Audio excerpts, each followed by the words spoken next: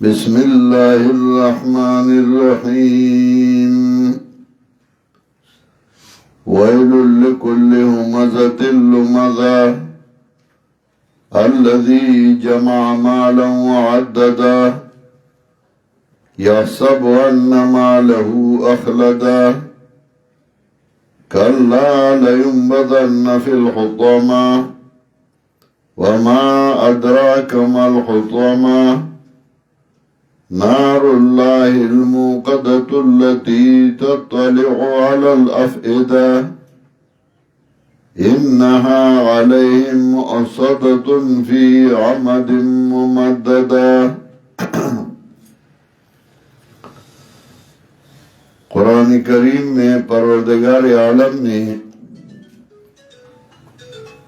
دو جماعتوں کا تذکرہ کیا ہے۔ پہلی جماعت ہے منقادین اور دوسری جماعت ہے غیر منقاد۔ منقاد وہ لوگ ہیں جو اللہ تعالیٰ کے تابعدار اور فرمان بردار ہیں، اور غیر منقاد وہ لوگ ہیں جو اللہ تعالیٰ کے نافرمان اور ناشکرا ہیں۔ ابتدا سے لے کر سورہ فاتحہ سے لے کر سورہ والناس تک جب آپ قرآن کریم کا مطالعہ کریں، قرآن کریم کی تلاوت کریں، تو ان دو جماعتوں کا تذکرہ اکثر صورتوں میں آپ کے سامنے آئے گی۔ دونوں جماعتوں کے افراد ظاہری شکل و صورت میں ایک جیسی ہیں۔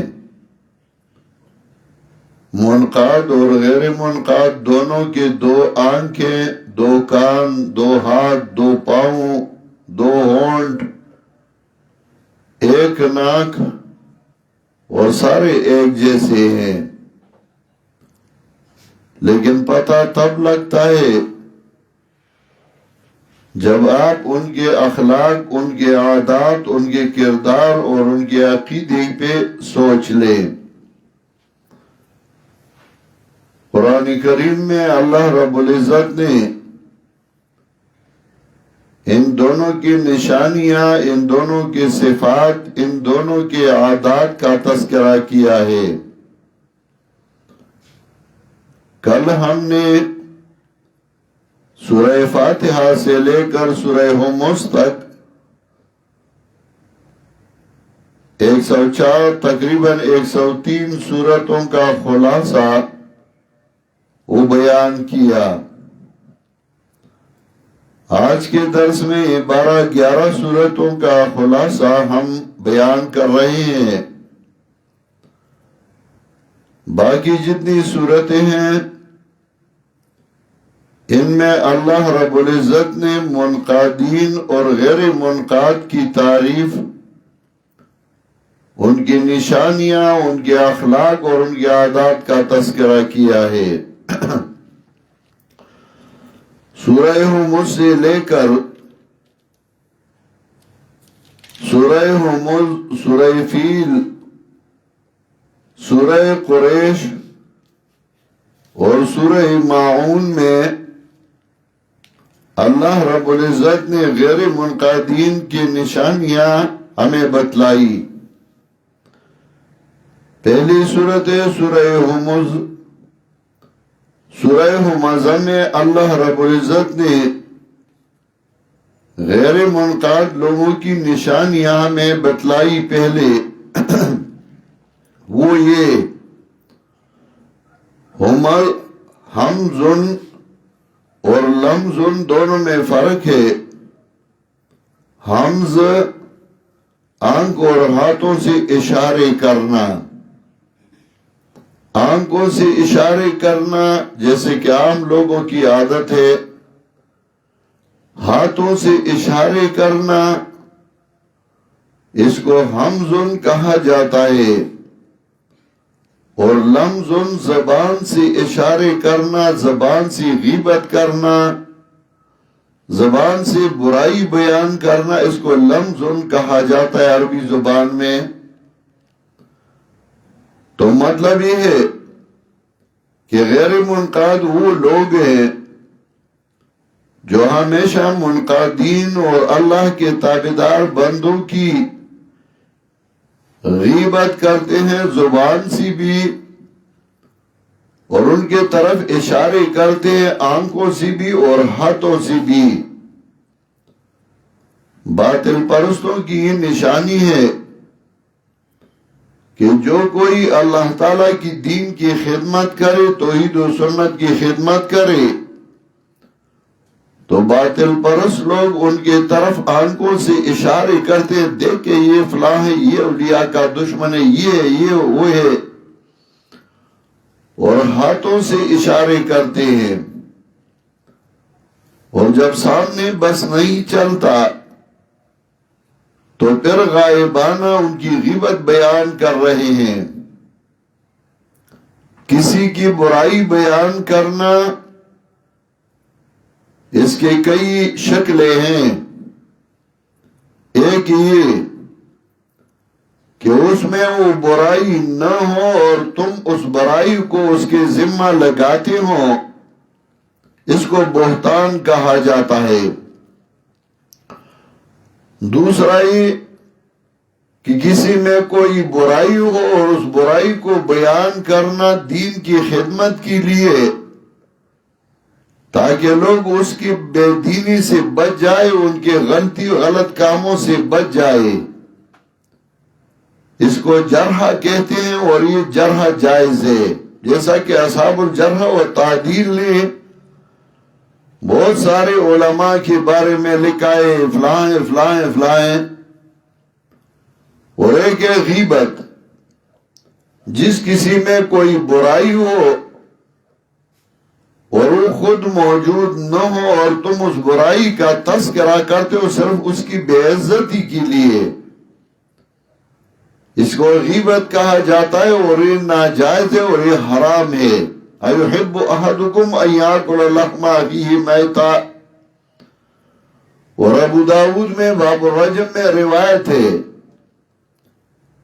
جناب رسول اللہ صلی اللہ علیہ وسلم سفر پہ جا رہے تھے، صحابہ کرام ساتھ تھے، تو صحابہ کرام آپس میں کہنے لگے رجم رجم الکلب۔ جب وہ صحابی جس کو رجم کیا گیا تھا اس کے بارے میں فرمانے لگے رجم رجم الکلب، وہ کام تو ہو چکا تھا، لیکن نبی علیہ السلام نے جب یہ بات سنی کچھ نہیں کہا۔ حدیث میں آتا ہے حتی مر بجیفت حمار شائل برجلہ، حتیٰ کہ راستے میں ایک گدھا مردار پڑا تھا۔ نبی علیہ السلام پوچھنے لگے این فلان و فلان، فلاں اور فلاں کہاں ہے؟ صحابہ کرام کہنے لگے نحن ذان یا رسول اللہ، حضرت ہم موجود ہیں۔ نبی علیہ السلام نے فرمایا انزلا فکلا من جیفت ھذا الحمار، اتر جاؤ سواریوں سے اور اس مردار گدھے کے گوشت کھاؤ۔ وہ سمجھ گئے کہ حضرت غصہ ہے، پوچھنے لگے من یاکل من ھذا یا رسول اللہ، یہ کون کھائے گا؟ نبی علیہ السلام نے فرمایا جب آپ اپنے بھائی کی بے عزتی کرتے تھے، ان کی غیبت کرتے تھے، اسے بہتر ہے کہ اس مردار گدھے کا گوشت کھاؤ۔ حالانکہ وہ کام تو اسے ہو چکا تھا، لیکن اس کے ذکر کرنے کی ضرورت نہ تھی، اسی وجہ سے نبی علیہ السلام کو غصہ چڑھ گیا۔ علامہ قرطبی نے لکھا ہے من القى جلباب الحیاء فلا غیبت لہ، جس نے حیا کی چادر پھینک دی اس کا نقصان بیان کرنا یہ غیبت نہیں ہے، اس کو غیبت نہیں کہا جاتا۔ تو عرض یہ کر رہا تھا کہ باطل پرستوں کی پہلی نشانی یہ کہ وہ ہمیشہ حق پرست لوگوں توحید و سنت کی اشاعت کرنے والوں کی طرف کبھی آنکھوں سے اشارے کرتے ہیں، کبھی ہاتھوں سے اشارے کرتے ہیں، اور کبھی زبان سے اس کی برائی بیان کرتے، ان کی غیبت کرتے ہیں، تو اللہ تعالیٰ نے فرمایا وَيْلٌ لِكُلِّ هُمَزَةٍ لُمَزَةٍ، بڑی خرابی اور ایسے شخص کی جو عیب ٹٹولنے والا، غیبت کرنے والا ہو، الذی جمع مالہ وعددا، جو مال کو جمع کرتا جائے اور گنتا جائے، یحسب ان مالہ اخلدا، دو معنی ہیں، یحسب ان مالہ اخلدا، وہ سمجھتا ہے کہ اس کا مال اس کے پاس سدا رہے گا، اس کا یہ خیال ہے کہ مال اس کے پاس سدا رہے گا، ہمیشہ رہے گا۔ اور دوسرا معنی ہے یحسب ان مالہ اخلدا، وہ سمجھتا ہے کہ اس کا مال اخلدہ داخل کرے گا اس کو جنت میں۔ کلا لینبذن فی الحطمہ، ہرگز نہیں، یہ تو ضرور توڑ پھوڑ دینے والی آگ میں پھینک دیا جائے گا۔ وما ادراک ما الحطمہ، اور تجھے کیا معلوم کہ ایسی آگ کیا ہوگی، نار اللہ الموقدہ، وہ اللہ تعالیٰ کی سلگائی ہوئی آگ ہوگی، التی تطلع علی الافئدہ، جو دلوں پر چڑھتی چلے جائے گی، انہا علیہم مؤصدۃ فی عمد ممددہ، اور ان پر بڑے بڑے ستون میں ہر طرف سے بند کی ہوئی ہوگی۔ بسم اللہ الرحمن الرحیم، الم تر کیف فعل ربک باصحاب الفیل، الم یجعل کیدہم فی تضلیل وارسل علیہم طیرا ابابیل ترمیہم بحجارۃ من سجیل فجعلہم کعصف مأکول۔ سورہ فیل میں باطل پرست لوگوں کی دوسری نشانی،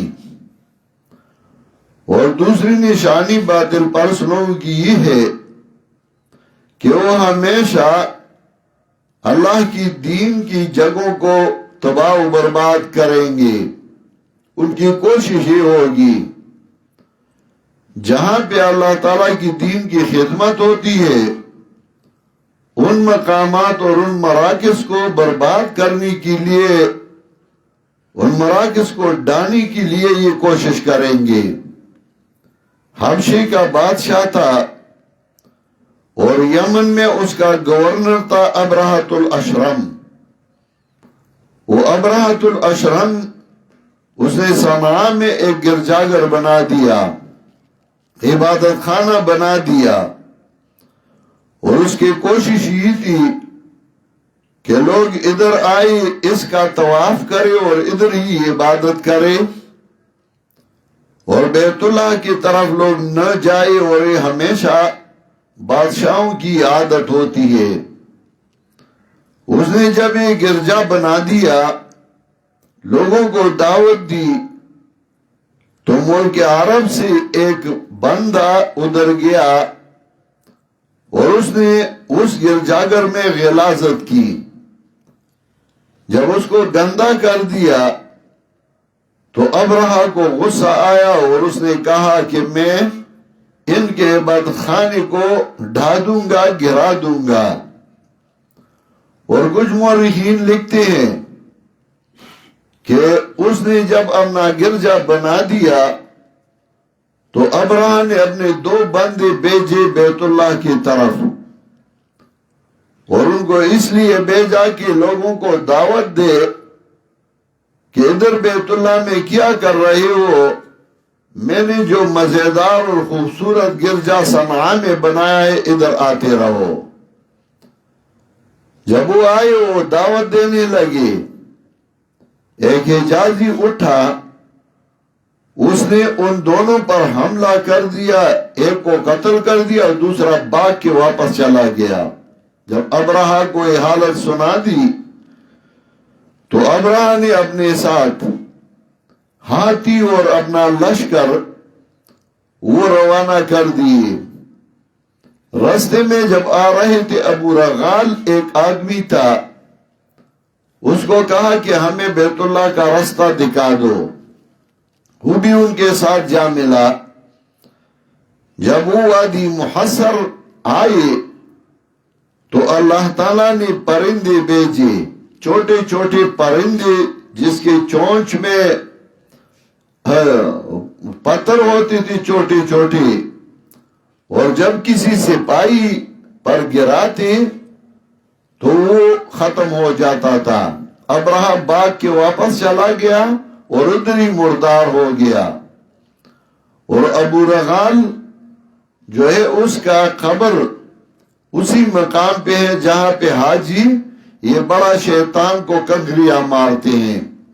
کچھ لوگ یہ کہتے ہیں کہ ادھر ابو رغال کا قبر ہے، ابو رغال کی قبر کو کنکریاں ماری جاتی ہے اسی وجہ سے کہ اس نے باطل پرستوں کی حمایت کی تھی۔ جس آدمی نے باطل پرست کی حمایت کی اس کے قبر کو لوگ کنکریاں ماریں گے، اس کو معافی نہیں ملے گی۔ تو اسی طرح جیسا کہ ابرہہ نے ارادہ کیا تھا کہ وہ بیت اللہ کو ڈائیں گے، گرا دیں گے، اسی طرح ہمیشہ باطل پرست لوگوں کی عادت ہے کہ جو دینی مراکز ہو، مدرسے ہوں، مساجد ہوں، مدارس ہوں، اس کو ڈالنے اور اس کے گرانے کی کوشش کریں گے، ان کا انجام بھی وہی ہوگا جو ابرہہ کا انجام تھا۔ أَلَمْ تَرَ كَيْفَ فَعَلَ رَبُّكَ بِأَصْحَابِ الْفِيلِ، کیا تو نے نہ دیکھا کہ تیرے رب نے ہاتھی والوں کے ساتھ کیا کیا؟ أَلَمْ يَجْعَلْ كَيْدَهُمْ فِي تَضْلِيلٍ، کیا ان کے مکر کو بیکار نہیں کر دیا؟ وَأَرْسَلَ عَلَيْهِمْ طَيْرًا أَبَابِيلَ، اور ان پر پرندوں کی جنڈ کے جنڈ بھیج دیے۔ ابابیل کسی خاص فرشتے کا نام نہیں ہے، ابابیل جھنڈ کو کہا جاتا ہے۔ تو اللہ تعالیٰ نے ان پر پرندوں کے جنڈ بھیج دیے۔ ترمیم بحجارت من سجیل، جو انہیں مٹی اور پتھر کی کنکریاں مار رہے تھے۔ من سجیل، سجیل مٹی کو آگ میں پکا کر اس سے بنائے ہوئے کنکر کو کہتے ہیں، پشتوں میں ہم ٹکرے کہتے ہیں، کودرے کہتے ہیں۔ جب مٹی کو آگ میں پکایا جائے، اور اسی وجہ سے کہ جس چیز کے ساتھ آگ لگی ہو اس کا زخم جلدی ٹھیک نہیں ہو سکتا۔ وَأَرْسَلَ عَلَيْهِمْ طَيْرًا أَبَابِيلَ، اور ان پر پرندوں کے جنگ بھیج دیے۔ ترمیم بحجارت من سجیل، جو انہیں مٹی اور پتھر کی کنکریاں مار رہی تھی۔ فَجَعَلَهُمْ كَعَصْفٍ مَأْكُولٍ، پس انہیں کائی ہوئی بوسی کی طرح کر دیا۔ بسم اللہ الرحمن الرحیم۔ لإيلاف قريش إيلافهم رحلة الشتاء والصيف فليعبدوا رب هذا البيت الذي أطعمهم من جوع وآمنهم من خوف۔ سورہ قریش میں باطل پرست لوگوں کی تیسری نشانی یہ ہے کہ اگر وہ بڑے خاندان سی بھی ہو لیکن ان کے دلوں میں دنیاوی لالچ، دنیاوی محبت وہ زیادہ ہوتا ہے، اور دین کے ساتھ تعلق اور محبت زیادہ نہیں، دین کو چھوڑتے ہیں دینی مقامات کو چھوڑتے ہیں، اور جب دنیا کا لالچ ہو تو پھر اس کے لیے طویل سفر بھی کرتے ہیں، اس کے لیے تگ و دو بھی کرتے ہیں، اس کے لیے محنت بھی اٹھاتے ہیں، دن رات اس کے لیے سفر کرتے ہیں۔ لیکن جب دینی کام ہو، ان کے گاؤں میں ہو، ان کے قریب ہو، ان کے علاقے میں ہو، تو ان کو موقع نہیں ملتا، ان کو ٹائم نہیں ملتا، ان کے لیے فارغ نہیں ہوتے۔ قریش قبیلہ جناب رسول اللہ صلی اللہ علیہ وسلم کا قبیلہ تھا، اور عرب میں قتل و غارت گری عام تھی، ایک دوسرے کو قتل کرتی تھی، ایک دوسرے کے راستے پہ نہیں گزر سکتی تھی، ہر جگہ دشمنی اور قتل و غارت تھی۔ لیکن قریش لوگوں کو کوئی کچھ نہیں کہتا تھا، ان کا احترام کرتے تھے بیت اللہ کی وجہ سے، بیت اللہ کی وجہ سے ان کو احترام ملی تھی، ان کو عزت ملی تھی، اور وہ ہمیشہ تجارت کرتی تھی، چونکہ عرب لوگ اس کی زمین پتریلی زمین تھی، ان میں اناج نہیں اگتی تھی، ان میں اور کوئی کام کاروبار نہ تھا، تو اکثر عرب لوگ جو تھے وہ تجار تھے، اور وہ تجارت کرتے تھے، سارے بزنس مین تھے، تو وہ سال میں 2 دفعہ تجارت کے لیے جاتے تھے، گرمی کی ابتدا میں اور سردی کی ابتدا میں۔ گرمی میں وہ شام جاتی تھی، چونکہ ملک شام ٹھنڈا تھا، اور سردی کے موسم میں وہ یمن جاتی تھی، کیونکہ یمن میں گرمی تھی۔ تو 2 اسفار گرمی میں اور سردی میں ہمیشہ وہ جاتی تھی تجارت کے لیے، راستے میں ان کو کوئی تکلیف نہیں ملتی تھی، سارے لوگ ان کا احترام کرتے تھے، اسی وجہ سے کہ یہ خانہ کعبہ اور بیت اللہ کے خادم لوگ ہیں۔ لیکن ان کو جو عزت اور احترام جس وجہ سے ملی تھی، جس جگہ سے ملی تھی، اس جگہ کا احترام ہی نہیں کرتے تھے۔ یہ باطل پرستوں کی نشانی ہے کہ ان کو جو عزت و احترام کسی وجہ سے ملی ہے، کسی جگہ سے ملی ہے، اسی جگہ کا احترام اور عزت نہیں کرتے۔ کسی کو عزت ملا اشاعت و توحید و سنت سے، کسی کو عزت ملی اس مرکز کی وجہ سے، کسی کو عزت ملی اس تعلق کی وجہ سے، اور پھر اس کا احترام نہیں کرتے، وہ بھی باطل پرست ہیں۔ تو سورہ قریش میں اللہ رب العزت نے قوم قریش چونکہ جناب رسول اللہ صلی اللہ علیہ وسلم کے رشتہ دار تھے، چاہیے یہ کہ نبی علیہ السلام کے رشتہ دار ہونے کے ناطے، بیت اللہ سے تعلق رکھنے کے ناطے، یہ اور بھی عبادت میں زیادہ مصروف ہوتے، تو انہوں نے بیت اللہ میں اللہ تعالیٰ کی عبادت کو چھوڑ کر دنیاوی مفادات کے لیے، تجارت کے لیے مختلف اسفار کی، لیکن اللہ تعالیٰ کی عبادت کو پس پش ڈالا۔ تو اللہ نے فرمایا لِإِلَافِ قریش، افسوس ہے قریش کی محبت پر، إِلَافِهِمْ رِحْلَةَ الشِّتَاءِ وَالصَّيْفِ، ان کی محبت پر ایک سفر سردی میں اور دوسرا سفر گرمی میں، قریش کے مانوس کرنے کے لیے، یعنی انہیں جاڑے اور گرمی کے سفر سے مانوس کرنے کے لیے، اس کی شکریہ میں فَلْيَعْبُدُوا رَبَّ هَذَا الْبَيْتِ، پس انہیں چاہیے کہ اسی گھر کے رب کی عبادت کرتے رہیں، الذی اطعمہم من جوع وآمنہم من خوف، جس نے انہیں بھوک میں کھانا دیا اور ڈر اور خوف میں امن و امان دیا۔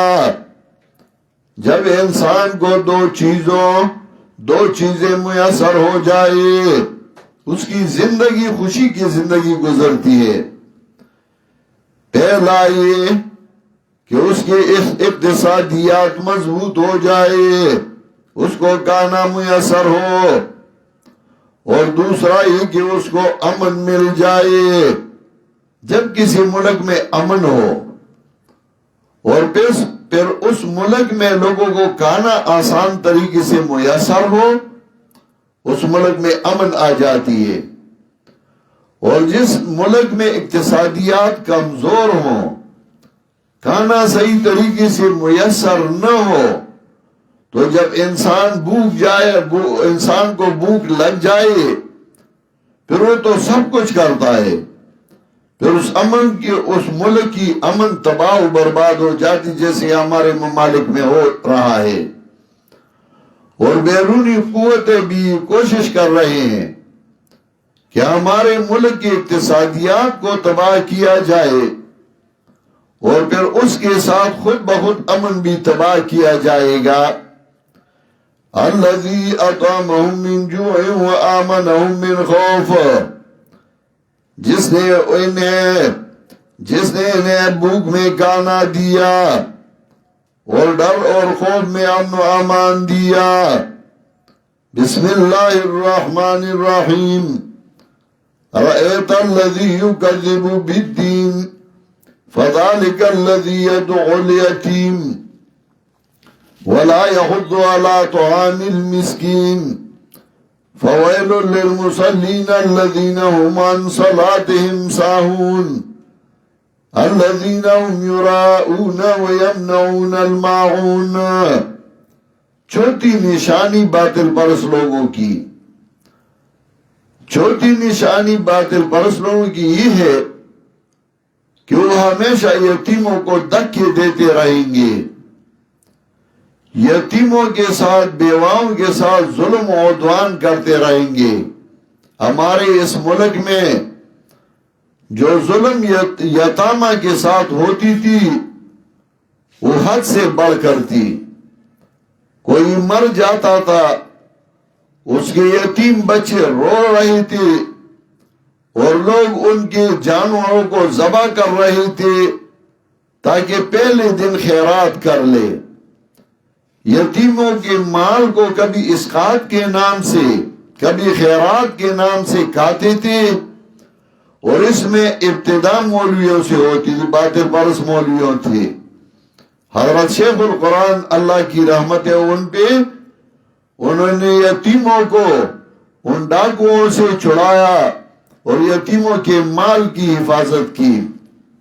حالانکہ قرآن کریم میں سورہ نساء آیت نمبر 10 میں اللہ نے فرمایا ان الذین یأکلون اموال الیتامی ظلما انما یأکلون فی بطونہم نارا وسیصلون سعیرا۔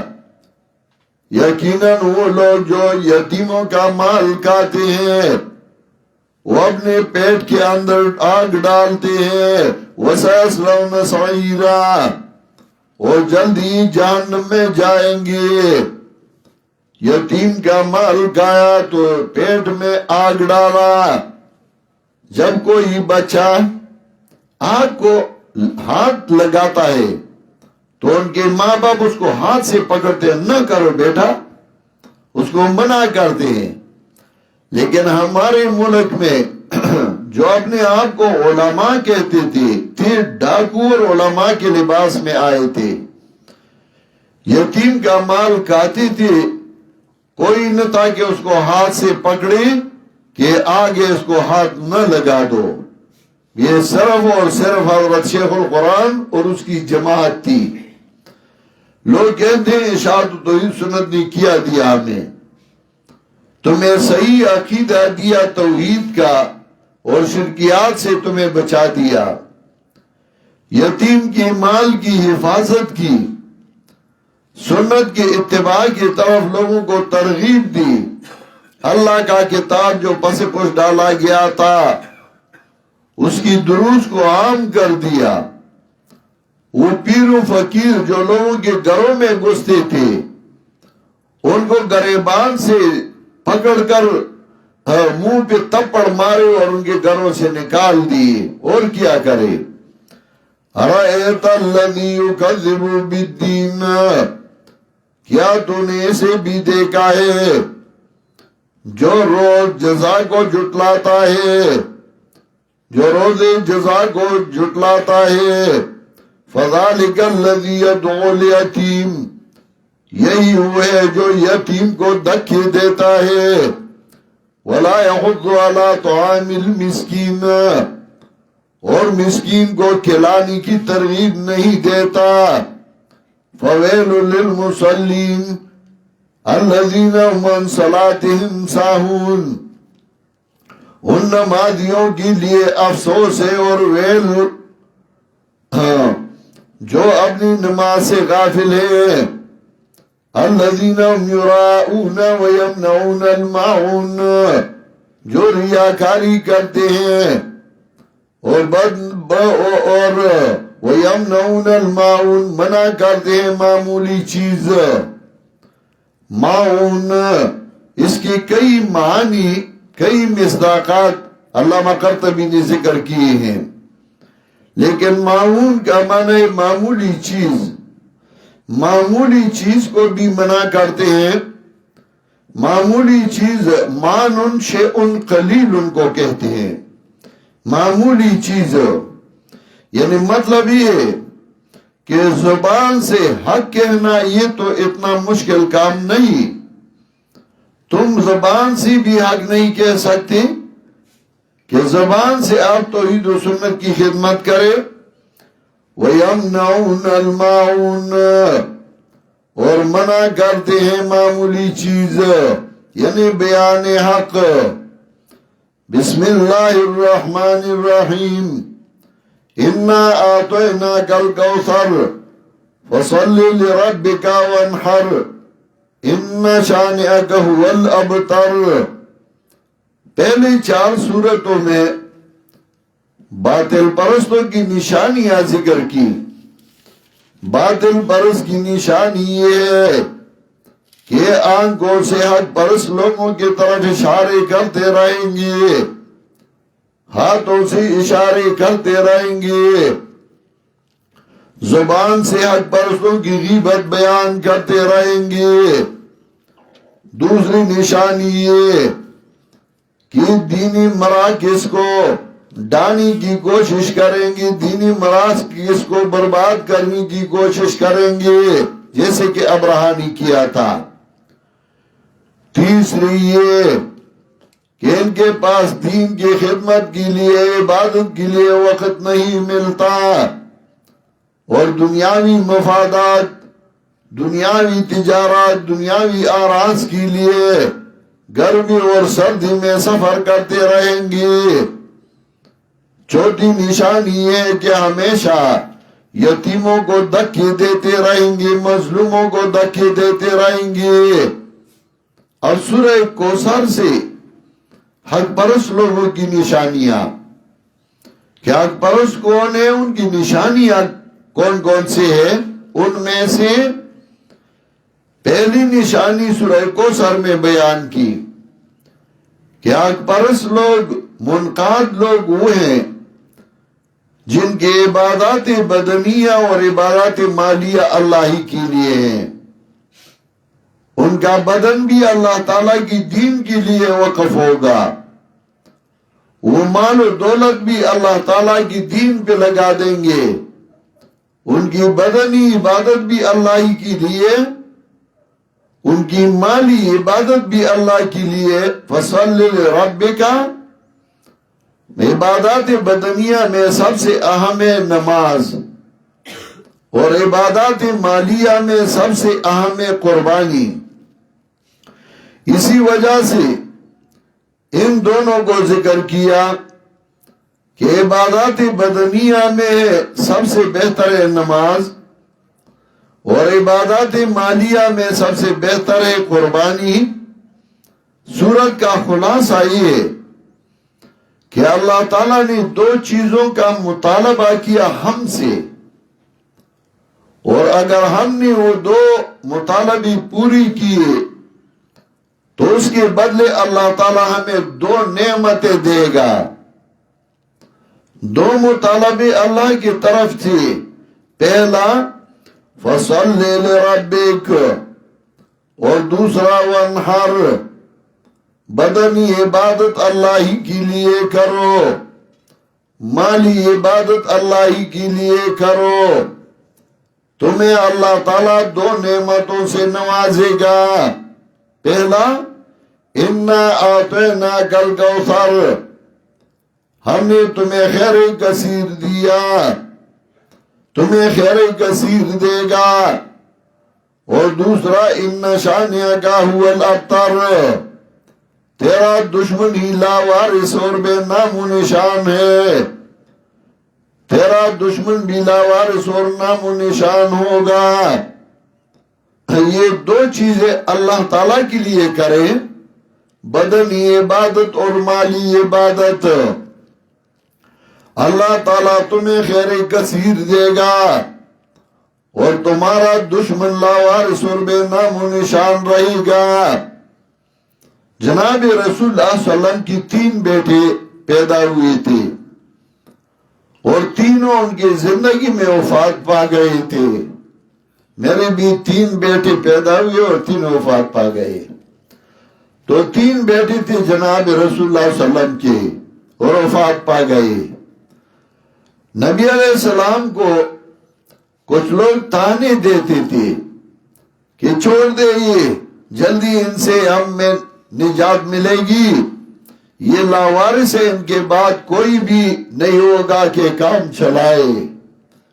اللہ تعالیٰ نے بتایا ان کو کہ جو ان کو یہ تانا دیتے ہیں وہ لاوارث ہوں گے، ان کا نام و نشان ختم ہو جائے گا اور جناب رسول اللہ صلی اللہ علیہ وسلم کا نام ہمیشہ زندہ رہے گا. نبی علیہ السلام کی اولاد ان کے بیٹی حضرت فاطمہ اور دوسری ان کی طرف سے ہوا، لیکن اب بھی لوگ فخر کرتے ہیں نبی علیہ السلام کے خاندان پر. ان کے بیٹی کی طرف سے اللہ تعالیٰ نے ان کا خاندان زندہ رکھا.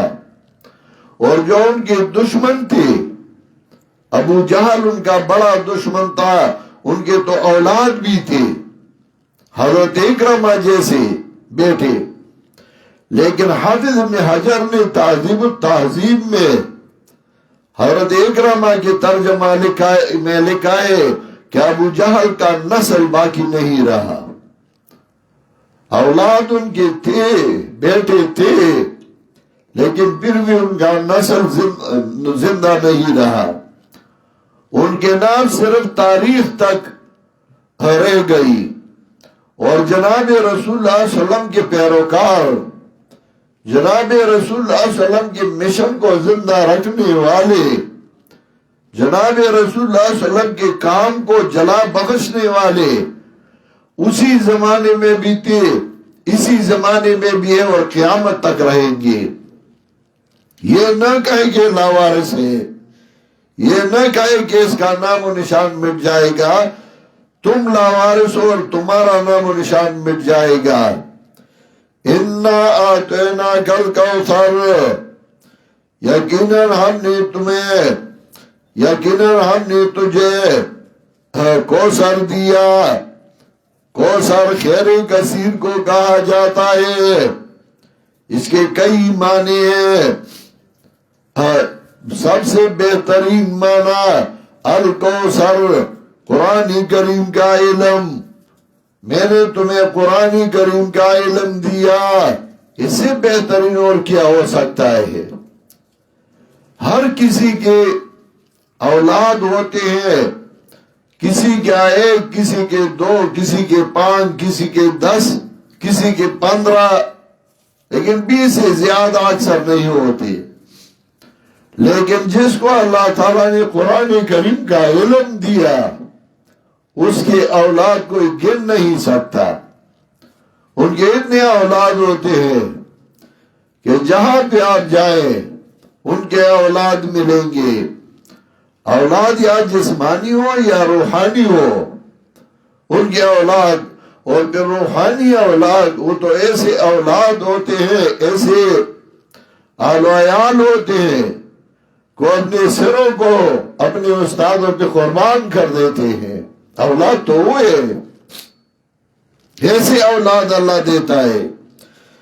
اور کوثر اس حوض کو کہا جاتا ہے جو قیامت کے دن جناب رسول اللہ صلی اللہ علیہ وسلم کو عطا کیا جائے گا، اور یہ اتباع سنت کی تمثیل ہے۔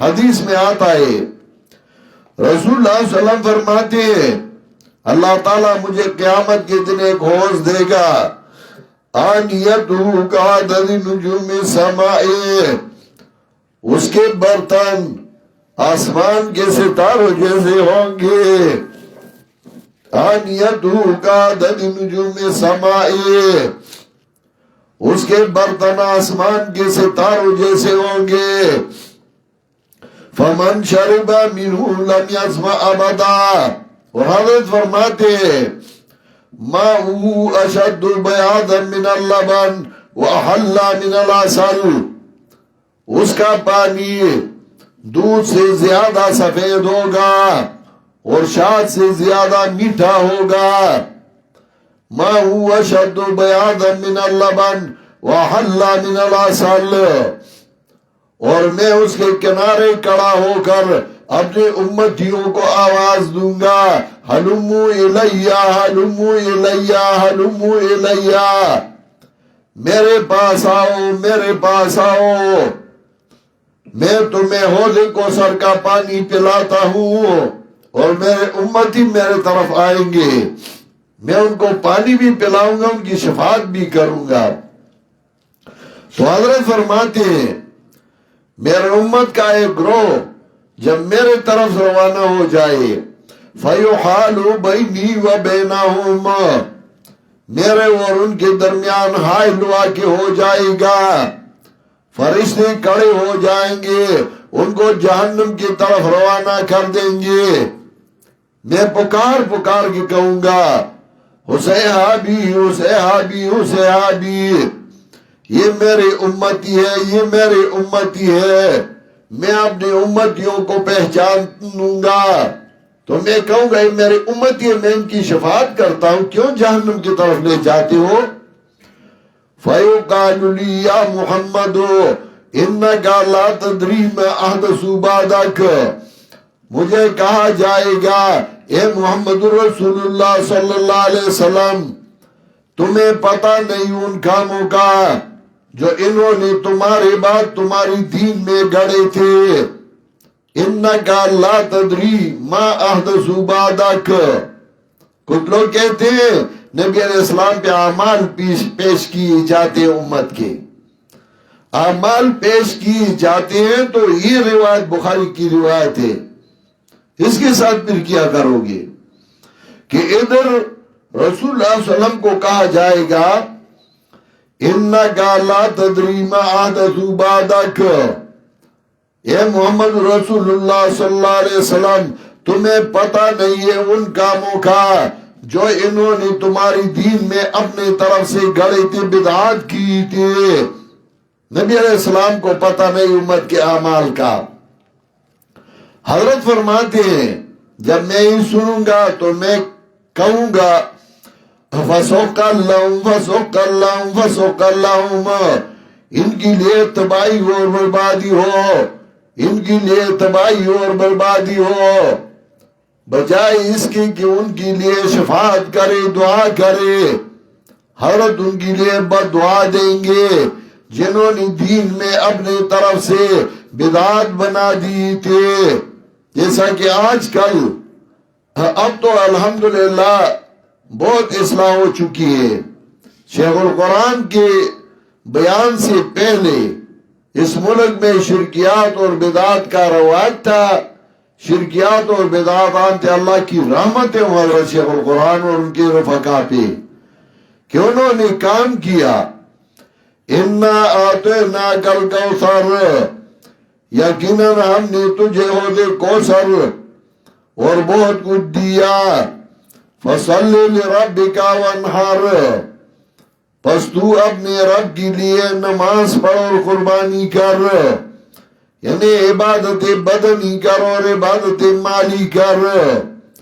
ان شانئک هو الابتر، نہر اصل میں جب اونٹ کو ذبح کیا جاتا ہے اس کے گلے میں چری ڈال دی جاتی ہے، اس کو کہا جاتا ہے ان شانئک هو الابتر، یقیناً تیرا دشمن ہی لاوارث اور بے نام و نشان ہے۔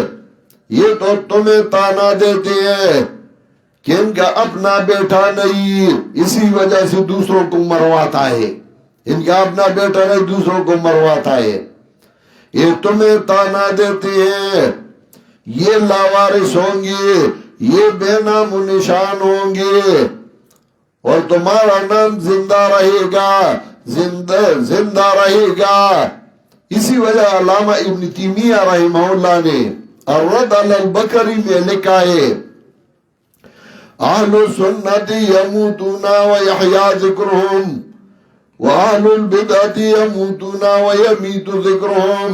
امام ابن تیمیہ رحمت اللہ علیہ نے الرد علی البکری میں لکھا ہے اہل السنت یموتون ویحیا ذکرہم وَأَهْلُ الْبِدْعَةِ يَمُوتُونَ وَيَمِيتُ ذِكْرُهُمْ، سنت کے تابعدار وہ فوت ہو جاتے ہیں لیکن ان کا نام زندہ ہو جاتا ہے، اور مبتدین مر جاتے ہیں ان کا نام بھی مر جاتا ہے، کوئی بعد میں اس کا نام بھی نہیں لیتا۔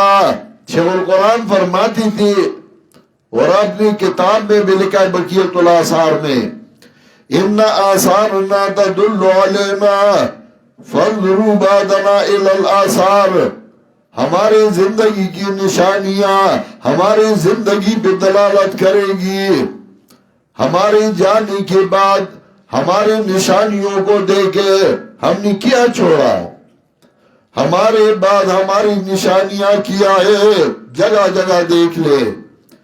قرآن کریم کی دروس ان دنوں رمضان میں صرف باجوڑ میں تقریباً 600 دروس تھے قرآن کریم کی جگہ جگہ۔ پاکستان میں کراچی سے لے کر گلگت تک یہ دروس اب گن نہیں سکتے ہم۔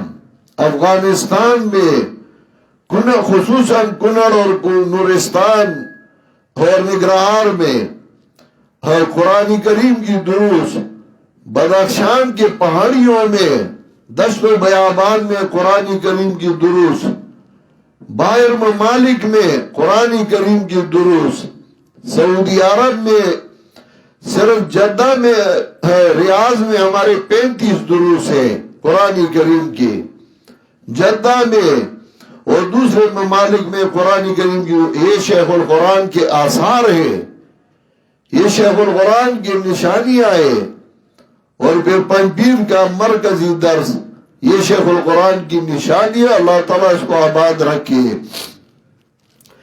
ان شانئک هو الابتر، یقیناً تیرا دشمنی لاوارث اور بے نام و نشان ہے۔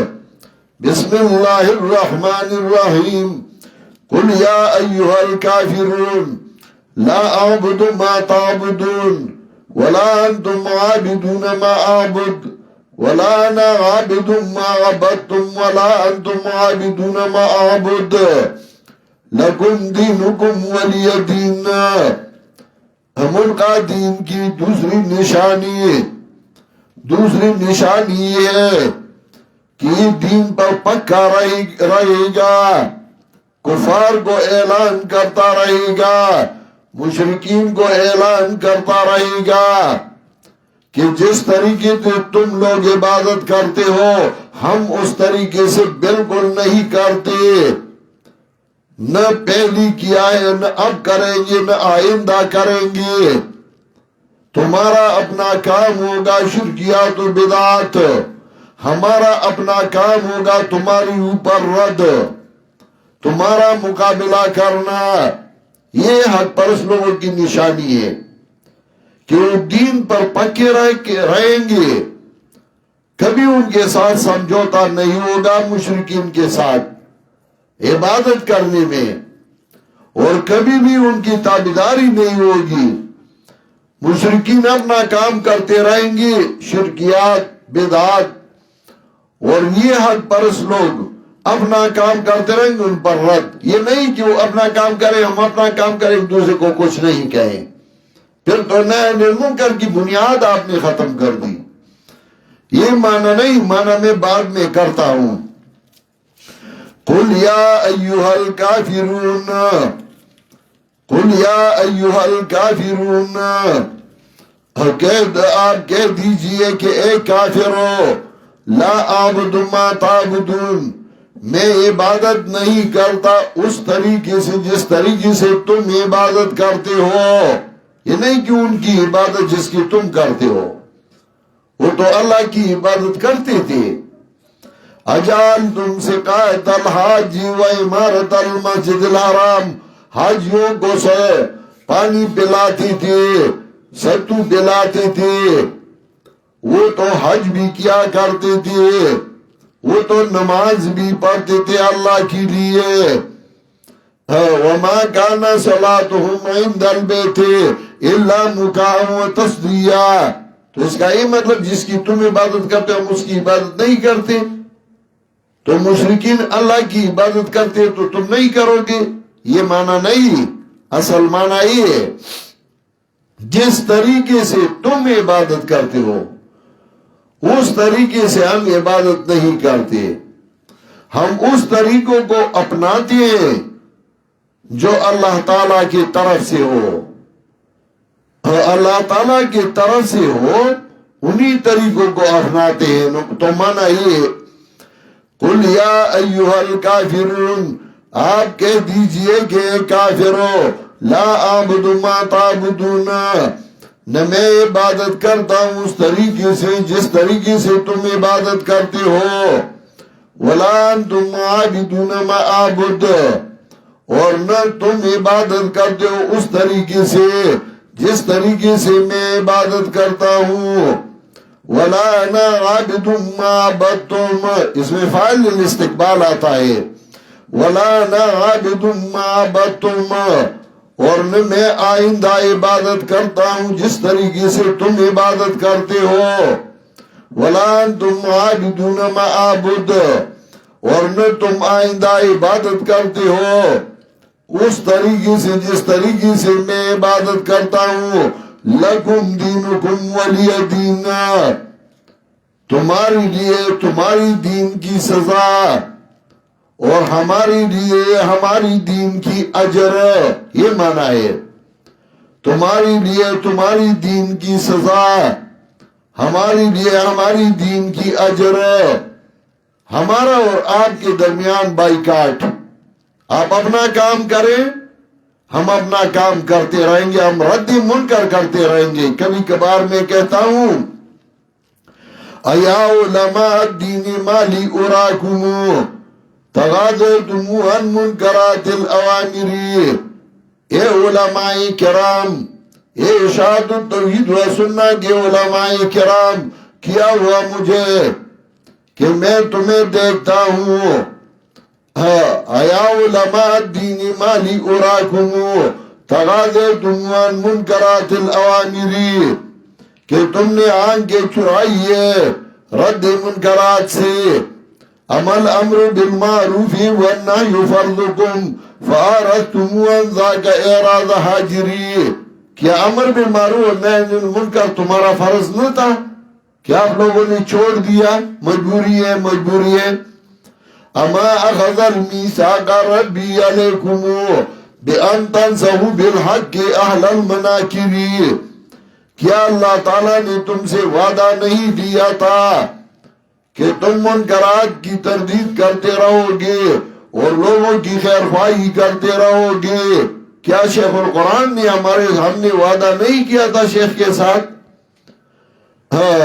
ایا علماء المنبیر طال بقاؤکم اوصى لنا شیخ القرآن ابونا اذا اجتمعت تلاميذ اکثرهم وقت الضحى قبل الوفاة ب20، اپنے وفات سے تقریباً 20 دن پہلے اپنے شاگردوں کو جمع کیا اور فرمانے لگے ما کان موتی دفنکم لی فی التراب بل الموت ترک درسکم للعالمین، میری موت یہ نہیں کہ مجھے آسودہ خاک کر دے، میری موت یہ ہے کہ تم قرآن کریم کی دروس کو چھوڑ دے۔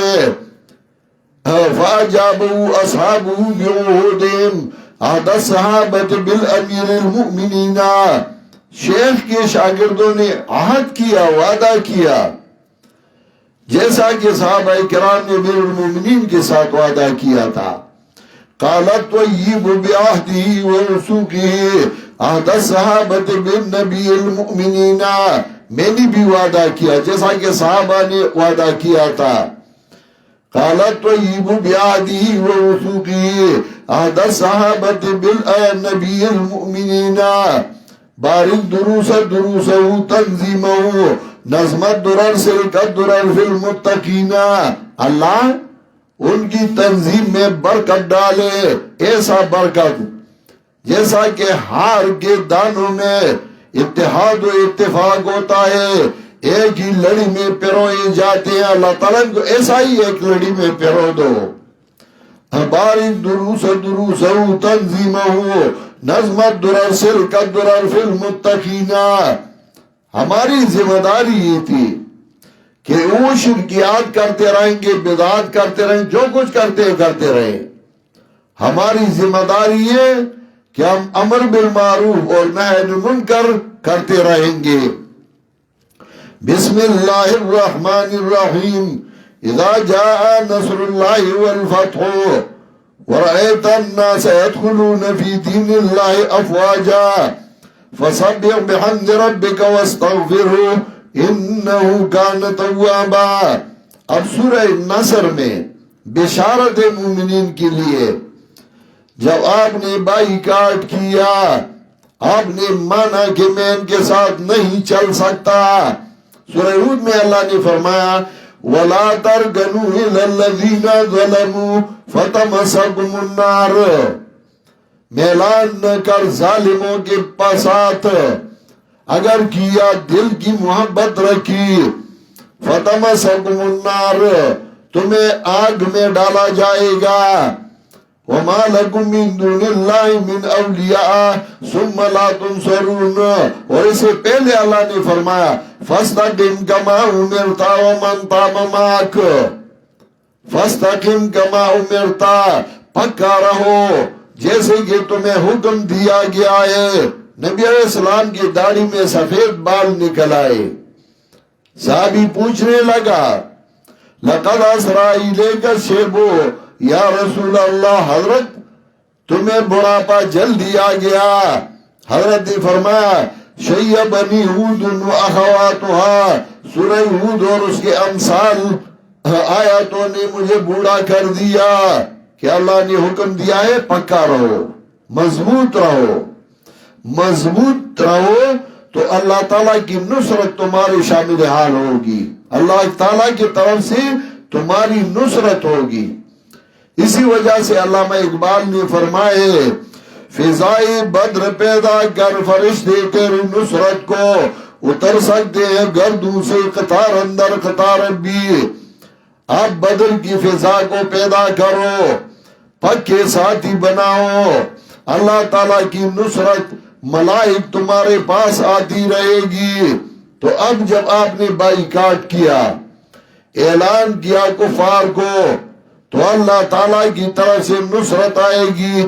اذا جاء نصر اللہ والفتح، جب اللہ کی مدد اور فتح آ جائے، وَرَأَيْتَ النَّاسَ يَدْخُلُونَ فِي دِينِ اللَّهِ أَفْوَاجًا، اور تو لوگوں کو اللہ کی دین میں جوگ در جوگ آتا دیکھ لے، فَسَبِّحْ بِحَمْدِ رَبِّكَ وَاسْتَغْفِرْهُ إِنَّهُ كَانَ تَوَّابًا، تو اپنے رب کی تسبیح کرنے لگ حمد کے ساتھ اور اسے مغفرت کی دعا مانگ، بے شک وہ بڑا ہی توبہ قبول کرنے والا ہے۔ کیا مطلب؟ تمہارے ساتھی زیادہ ہوتے رہیں گے، لوگ آپ کے پاس جو درجوں کھائیں گے، لیکن تکبر نہ کر، اللہ تعالیٰ کی شکریہ ادا کرتے رہو، اللہ تعالیٰ کی طرف رجوع کرتے رہو۔ بسم اللہ الرحمن الرحیم، بسم اللہ الرحمن الرحیم، قل هو اللہ احد، تبت یدا ابی لہب وتب، ما اغنی عنہ مالہ وما کسب، سیصلی نارا ذات لہب وامرأته حمالۃ الحطب فی جیدہا حبل من مسد۔ اس کی نشانی کہ جب آپ اللہ تعالیٰ کے لیے کفار کا مقابلہ کرتے رہو اور اللہ کی نصرت آئے گی، اس کا نمونہ اور اس کا مثال تمہارے خاندان سے تمہارا مقابلہ، اس کی بھی تباہی اور بربادی ہو جائے گی۔ تم کام کرتے رہو، جو تمہارے خاندان میں ہو لیکن تمہارا مقابلہ کرتا ہے، اللہ تعالیٰ اس کو تباہ و برباد کر دے گا۔ نبی علیہ السلام کا چچا تھا ابو لہب، اور ایسا چچا کہ جب نبی علیہ السلام پیدا ہوئے تو اس نے کنیز کو رہا کر دیا، کنیز کو آزادی دی۔ اس خوشی میں ان سب سے پہلی عید میلاد النبی ابو لہب نے منایا تھا۔ عید میلاد النبی کی وجہ سے اگر کسی کو نجات ملتا تو ابو لہب کو ملتا تھا۔ ابو لہب نے سب سے پہلی عید میلاد النبی منائی، لیکن اس ابو لہب اور اس کی بیوی کا حال دیکھ لو۔ اگر آج کل کے لوگ ہوتے کہتے یہ تو نبی علیہ السلام کا چچا ہے، جیسا بھی اس کا چچا ہے، سورہ تبت نہ کہتے رہو۔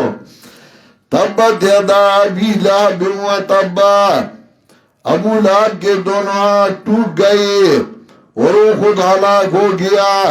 ما اغنی عنہ مالہ وما کسب، نہ تو اس کا مال اس کے کام آیا اور نہ اس کی کمائی۔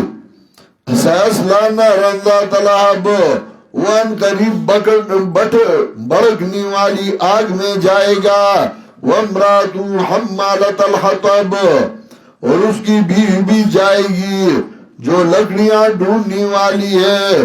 فی جیدہا حبل من مسد، اس کی گردن میں پوس کھجور کی بنی ہوئی رسی ہوگی۔ دیکھیں نبی علیہ السلام کا چچا اور نبی علیہ السلام کی چاچی دونوں تباہ و برباد ہو گئے۔ خاندان کی وجہ سے، نسب کی وجہ سے کسی کو نجات نہیں ملتی۔ اگر خاندان کی وجہ سے نجات ملتی تھی تو سب سے قریبی رشتہ میاں بیوی کا ہوتا ہے۔ حضرت نوح علیہ السلام کی بیوی کو نجات نہیں ملی، حضرت لوط علیہ السلام کی بیوی کو نجات نہیں ملی۔ سب سے قریبی رشتہ شوہر اور بیوی کا ہوتا ہے، لیکن فرعون کو اس کی بیوی کی وجہ سے نجات نہیں ملی۔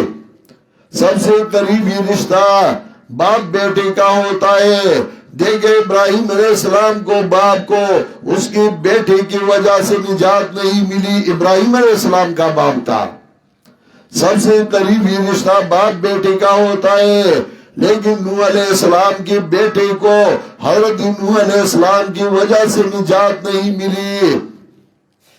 سب سے قریبی رشتہ خاندان کا ہوتا ہے، لیکن دیکھیں حضرت ہود علیہ السلام، حضرت صالح علیہ السلام، حضرت شعیب علیہ السلام کے خاندان کو ان کی وجہ سے نجات نہیں ملی۔ قریبی رشتہ چچا اور بھتیجی کا ہوتا ہے۔ نبی علیہ السلام کی چچی کو اور چاچی کو نبی علیہ السلام کی وجہ سے نجات نہیں ملی۔ نہیں، آل النبی اتباع ملتہ من العاجم والسودان والعربی، پیغمبر کی آل وہ ہے جو اس کی تابعدار ہے، وہ عجم سے ہو یا عرب سے ہو۔ لو کان آلہ اہل قربتہ فلیصلی المصلی علی الطاغی ابی لہب، اگر پیغمبر کا آل وہ لوگ ہوتے جو اس کے قرابت دار ہوں تو پھر ابو لہب کی بھی درود پڑھتے رہو. قرابت کی وجہ سے نجات نہیں ملتی. صاحبزادہ کون ہے اور صاحب حق کون ہے کہ اس کو نجات ملے گا؟ صاحب زادی ہو، صاحب الحق ہو، کسی عالم اور شیخ کے بیٹے ہو، لیکن جب ان کا اپنا عمل صحیح نہ ہو اس کو کبھی بھی نجات نہیں مل سکتا. نجات تب ملے گی جب اس میں تابعداری ہو، اس کی شکل و صورت، ان کی شباہت، اس کے اعمال وہ اپنے باپ کے، اپنے بزرگ کے تابع ہو، اپنے بڑوں کے تابع ہو، تب نجات ملے گی. تبت یدا ابی لہب و تب، ابو لہب کے دونوں ہاتھ ٹوٹ گئے اور خود ہلاک ہو گیا. ما اغنا عنہ مالہ وما کسب، نہ تو اس کا مال اس کے کام آیا اور نہ اس کی کمائی. سیصلی نارا ذات لہب، عن قریب بھڑکنے والی آگ میں جائے گا. وامرأتہ حمالۃ الحطب، اور اس کی بیوی بھی جائے گی جو لکڑیاں ڈھونڈنے والی ہے. فی جیدہا حبل من مسد، اس کی گردن میں پوس کھجور کی بنی ہوئی رسی ہوگی. بسم اللہ الرحمن الرحیم، قل هو اللہ احد اللہ الصمد لم یلد ولم یولد ولم یکن له کفوا احد. یہ باطل پرست اور حق پرست کیوں بن گئے؟ یہ نبی علیہ السلام اور اس کے چچا کے درمیان دشمنی کیوں بن گئی ہے؟ نبی علیہ السلام اور اس کے خاندان کے درمیان دشمنی کیوں بن گئی ہے؟ اس کا اصل وجہ یہ تھا، دشمنی توحید کی وجہ سے. تو توحید کا تذکرہ آیا. توحید کا مسئلہ یہ بنیادی مسئلہ ہے. درمیان میں ایک بات کہنا چاہتا ہوں. ہم نے جو امتحانات لی تھے ترجمہ کے اور ناظرہ کے، اس کا رزلٹ 99% جنہوں نے امتحان دیا تھا 99% کامیابی ہوئی طلبہ کو.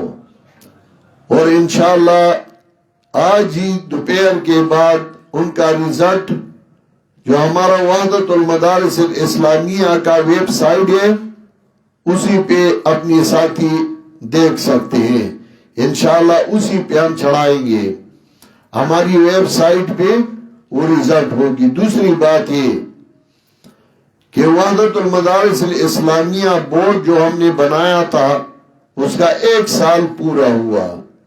الحمدللہ اس 1 سال میں بہت سارے مدارس کا الحاق ہو گیا، رجسٹریشن ہو گیا، امتحان ہوا، اس کا رزلٹ نکلا، کتابوں کا بھی مختلف دورہا کا بھی اور رزلٹ بھی نکل گیا. اور اب انشاءاللہ ضمنی امتحانات شروع ہو جائیں گے. ضمنی امتحانات انشاءاللہ 17 شوال سے اس کے داخلے ہوں گے، شوال کے آخر تک. تو جو ساتھی ضمنی امتحانات دینا چاہتے ہیں 17 شوال سے شوال کے آخر تک یہ امتحانات اس کے داخلے شروع ہوں گے. آپ اپنا داخلہ کر لیں دفتر میں.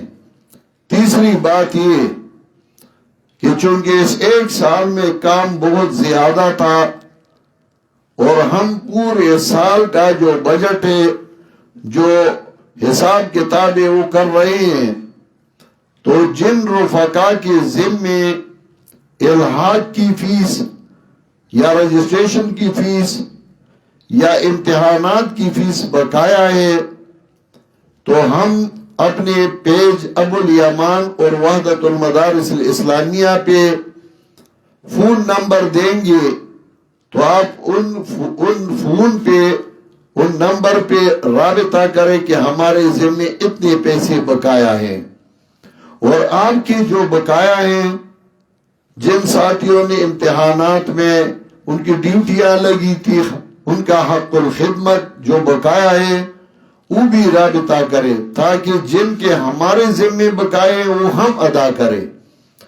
اور جو ان کے ذمے بقایا ہے وہ اپنا بقایا ادا کرے، تاکہ ہم پورے سال کا جو آمد و خرچ اور سب کچھ ہے اس کا ہم حساب کتاب کر لیں اور آئندہ سال کے لیے ہم تیاری کر لیں۔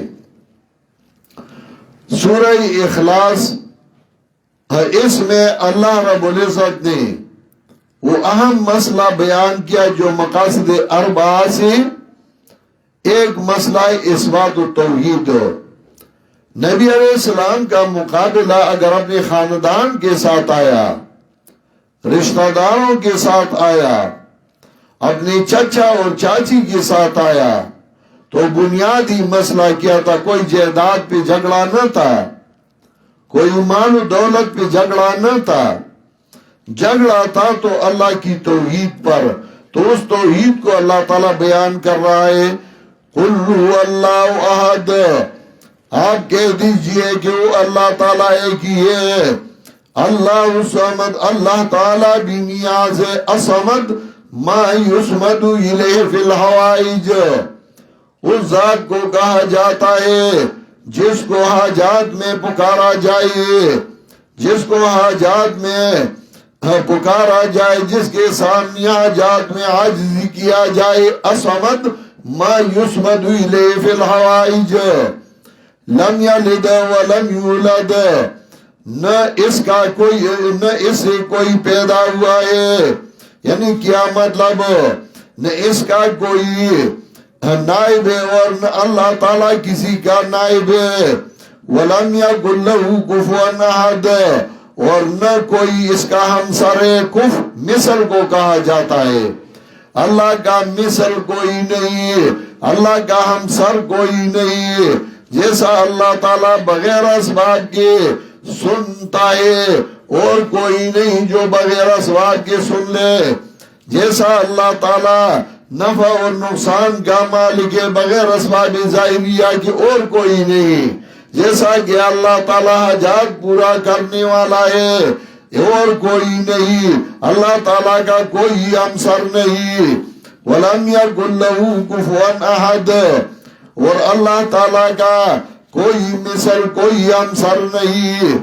بسم اللہ الرحمن الرحیم، قُلْ أَعُوذُ بِرَبِّ الْفَلَقِ مِنْ شَرِّ مَا خَلَقَ وَمِنْ شَرِّ غَاسِقٍ إِذَا وَقَبَ وَمِنْ شَرِّ النَّفَاثَاتِ فِي الْعُقَدِ وَمِنْ شَرِّ حَاسِدٍ إِذَا حَسَدَ۔ قانون یہ کہ جس جگہ پہ خزانہ پڑا ہو، جس گھر میں خزانہ ہو، مال و دولت ہو، شیطان تو چور ادھر جاتا ہے چوری کرنے کے لیے۔ جیسا کہ پاکستان یہ خزانہ ہے، پاکستان میں معدنیات بہت زیادہ ہے، پاکستان میں صرف شکردرہ میں، کوہاٹ میں اتنا تیل ہے کہ پوری دنیا کا مقابلہ کر سکتا ہے۔ پاکستان میں معدنیات، کوئی ہندوکش کے پہاڑیوں میں ہر قسم کے معدنیات موجود ہیں، اور اس پہ میں نے تقریباً 10 سال پہلے اپنے رسالہ ماہنامہ التوحید و سنہ میں ایک مضمون لکھا تھا، اور اس میں میں نے سارے معدنیات ذکر کی تھی کہ پاکستان میں کتنے معدنیات ہیں، تاکہ سیاسی لوگوں کی توجہ اس طرف دلاؤں کہ ہمارا ملک سب سے مالدار ملک ہے۔ اس کو سونے کی چڑیا کہتے تھے انگریز لوگ، مالدار ملک ہے۔ تو اس مالدار ملک میں صرف کاٹلنگ کے پہاڑیوں میں قیمتی یاقوت پڑے ہیں، سوات کے پہاڑیوں میں قیمتی زمرد پڑے ہیں، کوئی ہندوکش یہ معدنیات سے بری ہوئے ہیں، جنگلات ہے۔ ایسا ملک جس میں سردی بھی ہو، گرمی بھی ہو، موسم بہار بھی ہو، موسم خزان بھی ہو، ایسا ملک جس کے پہاڑیوں میں مختلف قسم کے معدنیات بھی ہو، جس کے پہاڑیوں میں مختلف قسم کی لکڑی بھی، قیمتی لکڑی ملتے ہیں، جس کے زمین میں بہترین قسم کے تیل موجود ہے، ایسا ملک جو مالدار ملک ہے اس میں خزانے ہیں تو چور اس میں آتے ہیں، ادھر سے چوری کر کے باہر لے جاتے ہیں چوری کر کے باہر لے جاتے ہیں، اور پھر اگر ان کو چور کہے تو یہ بھی جرم ہوگا۔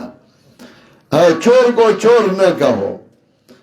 تو جہاں پہ خزانہ ہوتا ہے لوگ ادھر جا کے چوری کرتے ہیں۔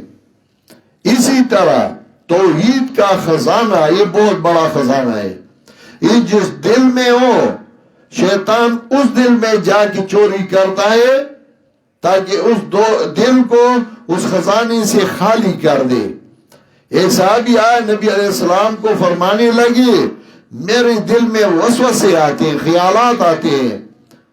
نبی علیہ السلام فرمانے لگے وَذَلِكَ عَيْنُ الْإِيمَانِ، یہ نہیں ایمان کی نشانی ہے، مطلب یہ کہ تمہارے دل میں ایمان ہے، اسی وجہ سے شیطان آتا ہے اور وسوسے ڈالتا ہے۔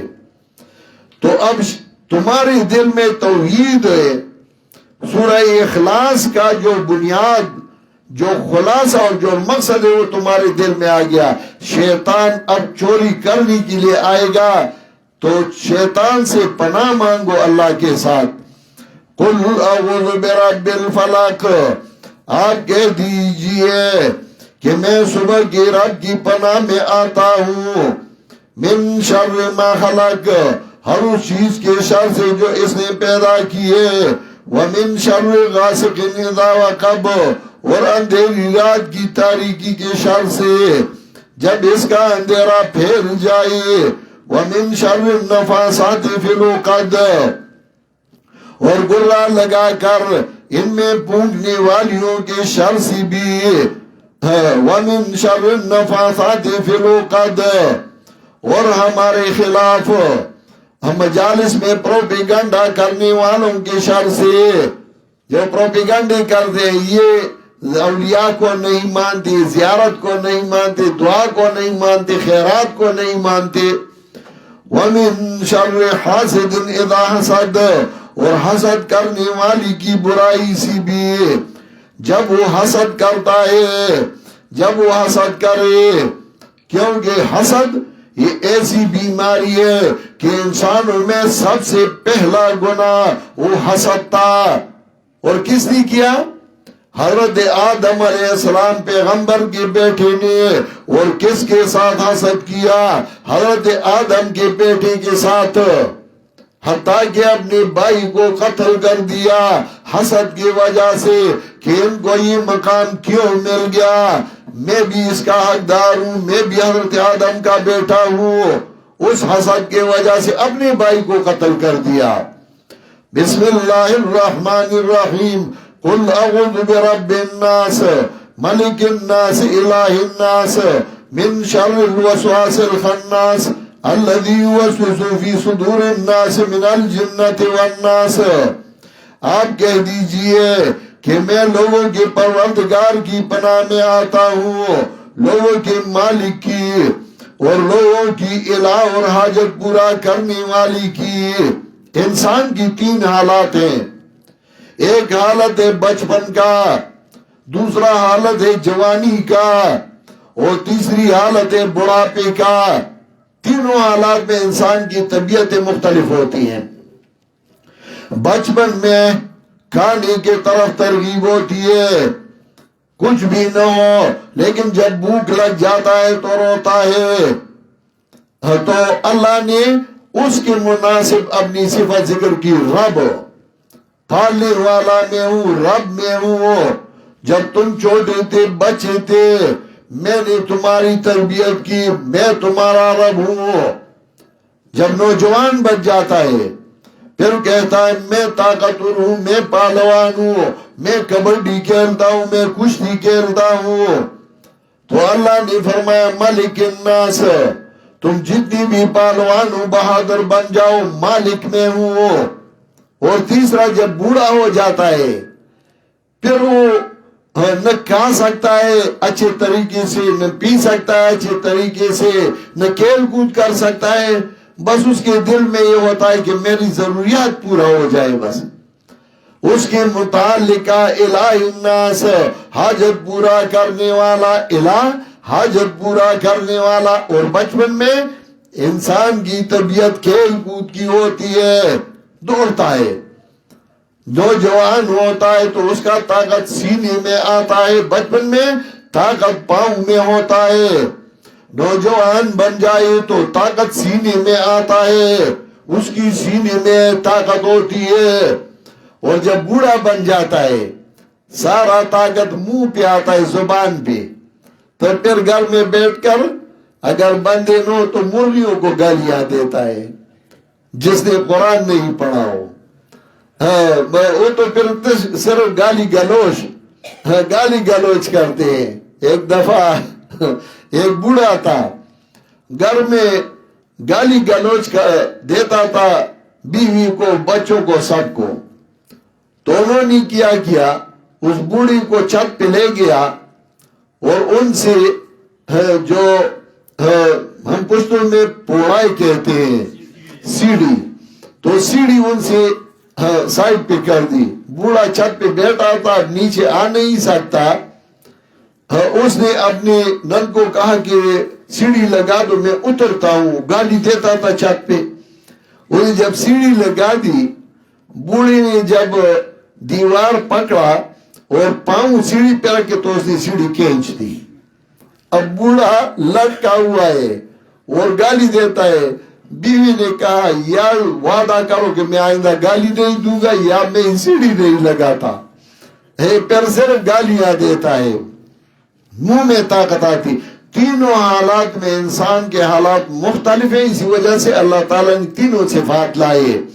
قُلْ اعوذ برب الناس، آپ کہہ دیجئے کہ میں لوگوں کے پروردگار کی پناہ میں آتا ہوں، ملک الناس، لوگوں کے مالک کی، الہ الناس، اور لوگوں کی حاجت پورا کرنے والی کی، من شر الوسواس الخناس، وسوسہ ڈالنے والی، پیچھے ہٹ جانے والی کی شر سے، الذی یوسوس فی صدور الناس، جو لوگوں کی سینوں میں وسوسہ ڈالتا ہے، من الجنت والناس، خواہ وہ جن میں سے ہو یا انسان میں سے ہو، کیونکہ شیطان کی دو قسمیں ہیں۔ پہلی قسم کی شیطان جو آنکھ سے بنایا گیا ہے، وہ کمزور سا شیطان ہے، وہ آپ اعوذ باللہ کہہ دے، آیت الکرسی کہہ دے، وہ بھاگ جاتا ہے۔ لیکن جو مٹی سے بنا ہوا شیطان ہے، جو تنظیم میں رخنہ ڈالتا ہے، فساد ڈالتا ہے، موحدین کو تقسیم کرتا ہے، وہ شیطان اعوذ باللہ آیت کرسی سے بھی نہیں بھاگتا، اس کو ایک تپڑ مارنا چاہیے۔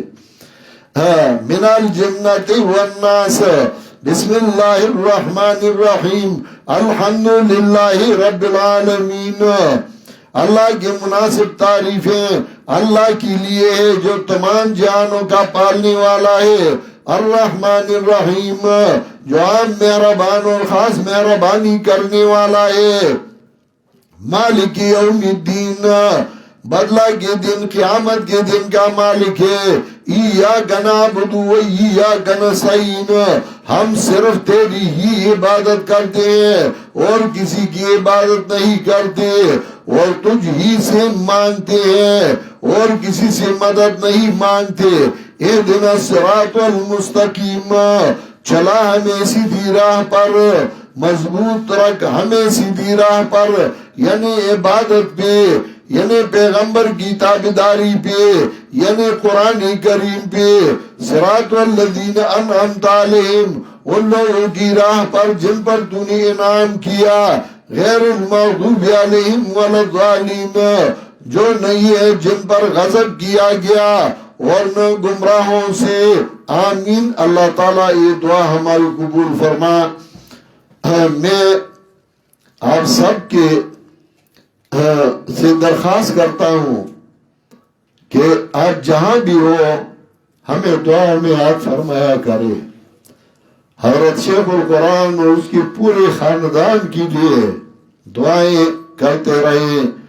یہ جو کچھ چل رہا ہے، جو دروس ادھر ہو رہے ہیں، جو کام ہو رہا ہے، یہ سارا آپ لوگوں کی دعاؤں سے ہو رہا ہے۔ ہم اس کے لائق نہیں ہیں، ہم اپنے آپ کو جانتے ہیں، ہم ناقابل ہیں، ناسمجھ ہے، کمزور ہے، یہ سارے جو ہو رہے ہیں آپ لوگوں کی دعائیں سے.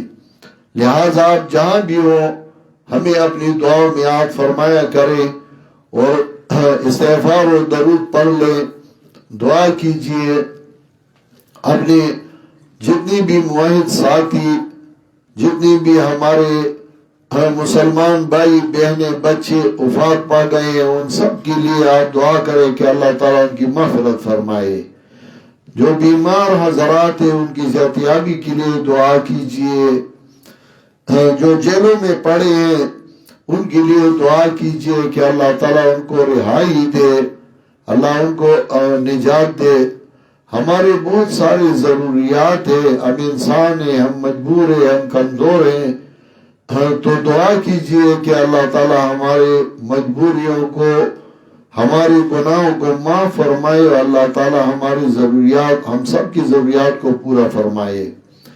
جو علماء کرام، طلباء اعظام اور عوام ساتھی جو ہماری دروس میں شریک ہو رہے ہیں، اللہ تعالیٰ ان کی سینوں کو، ان کے دماغ کو قرآن کریم کے علوم سے منور فرمائے.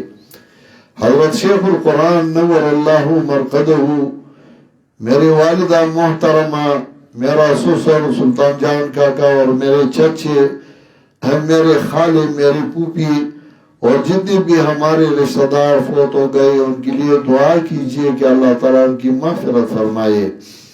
جن لوگوں نے دعا کی درخواست کی ہے اللہ تعالیٰ آپ کو پتہ ہے ان کے سارے حاجات کو پورا فرما. جو علماء کرام یہاں تشریف لا چکے ہیں، ہمارے مولانا شیخ عبدالجبار صاحب بیمار ہیں، ان کی صحتیابی کے لیے بھی دعا کیجئے. مولانا مفتی سراج الدین صاحب مفتی اعظم پاکستان، ان کے لیے بھی دعا کیجئے. جن ساتھیوں نے ادھر خدمت کی، علماء کی، طلباء کی، مولانا مومن گل صاحب، سمیع الرحمان صاحب اور نور واحد صاحب اور دوسرے رفقائے، مولانا عتیق اللہ صاحب اور جتنی بھی یہاں خدمت کر رہے ہیں ان سب کے لیے آپ دعا کیجئے کہ اللہ تعالیٰ کی عمر میں برکت عطا فرمائے. دعا کیجئے کہ اس مرکز کو جو توحید و سنت کی خدمت کا مرکز ہے اللہ تعالیٰ ہمیشہ اس کو آباد رکھے. اللہ ہمارے خاندان میں صحیح، نیک اور قرآن و سنت کی خدمت کرنے والے لوگ پیدا فرمائے. ہمارے اس خاندان کو اللہ تعالیٰ آپ نے جو عزت بخشی ہے قرآن کی خدمت کی وجہ سے، اللہ تعالیٰ اس خاندان کو اس خدمت سے محروم نہ فرمائے. میرا بیٹا محمد یمان جو شہید ہوا ہے اس کی مغفرت کی دعا فرمائے کہ اللہ تعالیٰ اس کو جنت الفردوس میں جگہ دے. ډیر مرګري چې وای دعاګانې غوښتې دي، جیلونو کې پراته دي، څوک یې دلته پوس نشته. الله د هغوی له نجات ورکړي او د هغوی غایبانه اسباب برابر کړي. الله د مسلمانانو په ملکونو چې کوم فسادات دي د دې مسلمانانو ملکونه د امن ځایونه وګرځوي. الله مسلمانانو کې اتفاق او اتحاد پیدا کړي. اللہ زمانہ ترمر گا تو قرآن و سنت خدمت وارک. اللہ منگا آئندہ کار دا قرآن و دا خدمت دا پارا منتحب کی منگا اللہ دا قرآن و سنت خدمت تا مرگا پوری وارک. منگا دین احمد نا اللہ محروم کی. بیمارانی اللہ تعالی شفاء کاملہ ورکی. اللہ کا زمان نس زیادش بھی پدی درس کی سکمیش بھی منتظاری معافی ہوگی. مگر کمزوریو ناتوانیو اللہ تا پتہ دا گناہ کاریو زمان گناہونا منتا معاف کر. مگر نور گناہونا جرمونا نو ساتھ اللہ تا زمان نصرت و امداد ہوگا. اللہ منگا ناپکیو کمزوریو خدای حسنہ مہربانہ ڈیلی زیادی مختلف مہربانہ ہوگا. اللہ منتر مرگا دا قرآن و سنت خادمان ہوگا. سوره علماء طلبه عوام چې هغه دې ځای ته راغلي دي یا په خپلو ځایونو کې ناستو قرآن یې اورېده الله د هغوی ټول حاجتونه ترسره کړي دا مرکز چې الله د توحید او سنت مرکز دی د یو صدا نه د قرآن او سنت خدمت پکې کېږي الله دا مرکز همیشه آباد ولري د دې مرکز سره الله څوک امداد کوي بدنی امداد کوي مالی امداد کوي الله د هغوی کورونو کې د هغوی مالونو کې د هغوی اولاد کې ډېر خیر او برکتونه واچوي الله زموږ ټول حاجتونه ترسره کړي الله موږ د حسدګرو د حسد نه وساتي د بغضیانو د بغض نه وساتي الله زموږ د ټولو حفاظت وکړي الله زموږ کور د خیر او د برکتونو ځای وګرځي الله په موږ ټولو باندې رحم وکړي زما په حلویانو باندې زما په رشته دارو باندې ما خپلوانو باندې